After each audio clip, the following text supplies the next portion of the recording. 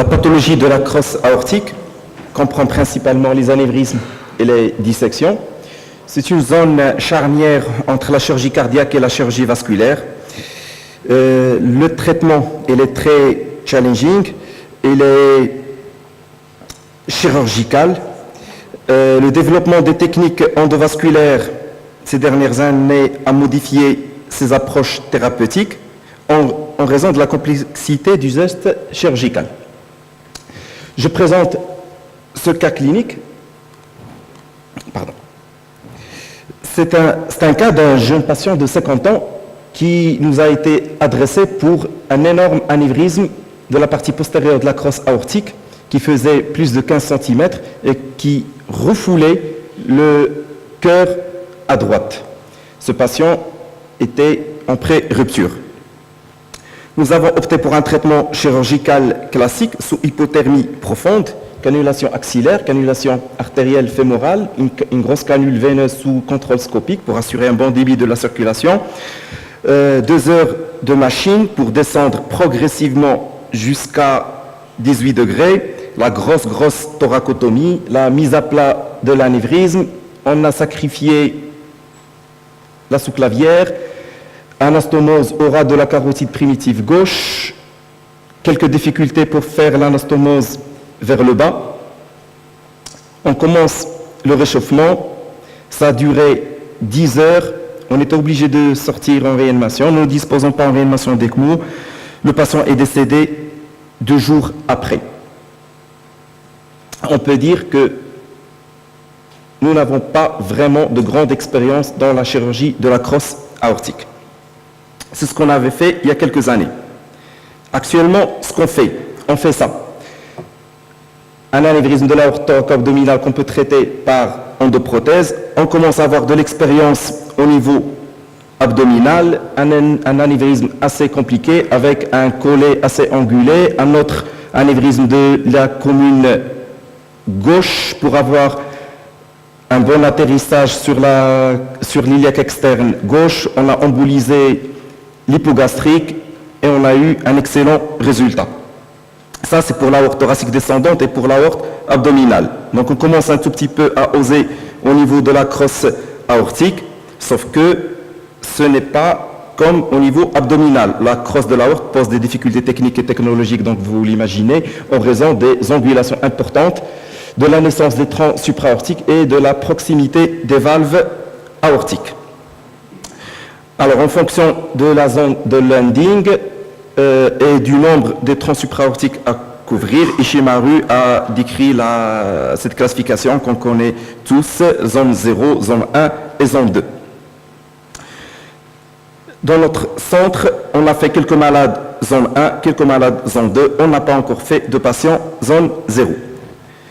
Zone 2, c'est-à-dire pour couvrir la sous-clavière, je pense que c'est assez simple. Il faut transposer la sous-clavière gauche. En zone 1, il faut faire un pontage intercarotidien. Ces dernières années, nous avons eu à prendre en charge 6 jeunes hommes d'âge moyen de 51 ans, 2 dissections, 2 anévrismes athéromateux et 2 faux anévrismes, un post-opératoire post-coarctation et un post-traumatique.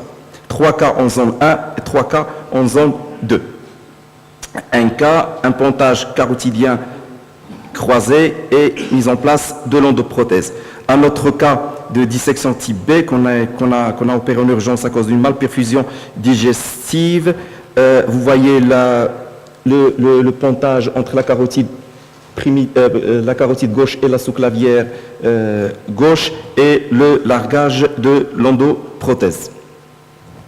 En zone 0, on devrait faire ça. Ça, on l'a fait pour une autre pathologie, pour un Takayasu, un pontage à partir de l'aorte ascendante sur les 2 carotides pour le Takayasu. Mais si on doit partir en amont du tronc artériel brachiocéphalique, c'est ce qu'on devrait faire normalement. Pour le patient qu'on a opéré, avec qui j'avais commencé, vous voyez l'anévrisme, il poussait à droite le cœur. Donc même pour faire une sternotomie, c'était très très difficile. On aurait pu faire un pontage exotique à partir de l'artère fémorale commune sur pour débrancher tous les troncs supra-aortiques et éventuellement mettre en place une endoprothèse. Ça pourrait être une solution en urgence. Ceci dit, toutes les données de la littérature, lorsqu'on passe en zone 0, ne sont pas très bonnes. La mortalité périopératoire, il est de 10%. Le risque de dissection rétrograde au niveau de l'aorte ascendante, il est là, il est réel. Et puis, le nombre de complications neurologiques centrales ou périphériques à type de paraplégie, il est réel.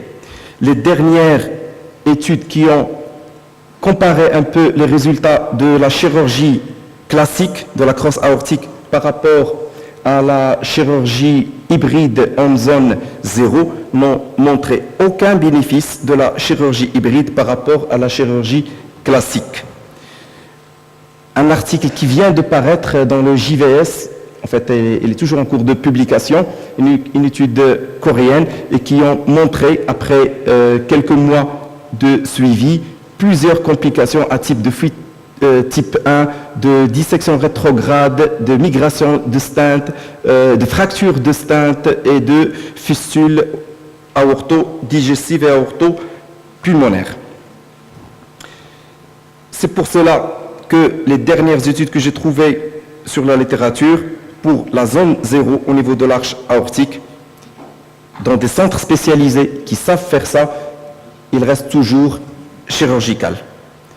Un autre article publié par Jean Bachet qui a prouvé que le traitement conventionnel reste d'actualité pour la zone 0.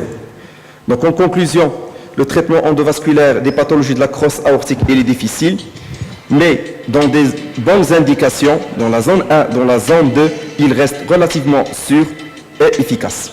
Merci.